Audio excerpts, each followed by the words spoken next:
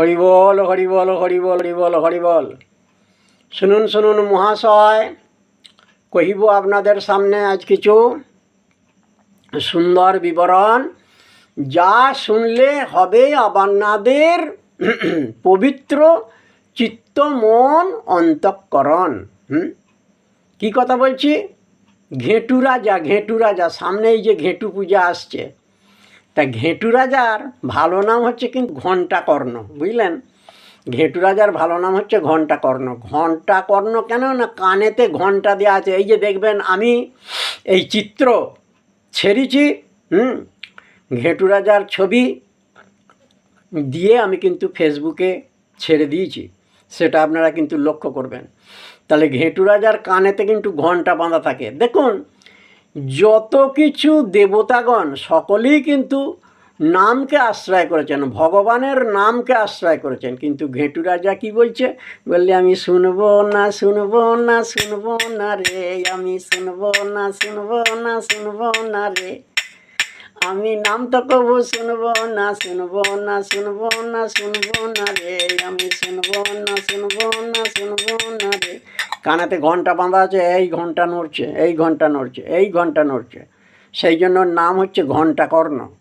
কিন্তু বল বিক্রম বাবা কম নাই, 5000 দেবতাদের যে বল, সেই বলকে ধারণ করেছেন। মহাবলশালী, মহাশক্তিশালী। উনি হচ্ছেন চর্মরোগের দেবতা।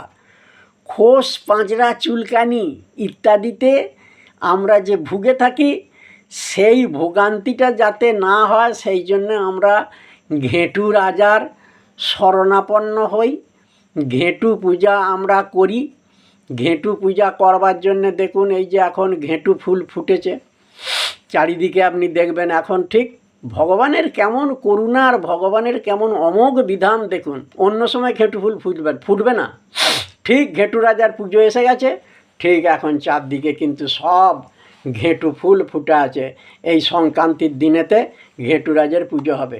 তা ঘেঁটু রাজের পুজো হবে, আর হলুদ কানি, হলুদ ন্যাকড়া দিয়ে বাসি মুখে চোখ মুখ মুছে নিতে হয়। আর একটা পুরাতন হাঁড়িকে ঘেঁটু রাজার নাম করে ভেঙে দিতে হয়, আর বাড়ির নাচ গোড়াতে ওই ঘেঁটুর ফুল দিয়ে পূজা করতে হয়। এই হচ্ছে ঘেঁটু পুজোর বিধান। আর বলে যেমন তেমন খোস গো দেখায় 3 পোষ, যেমন তেমন খোস বলি দেখায় 3 পোষ।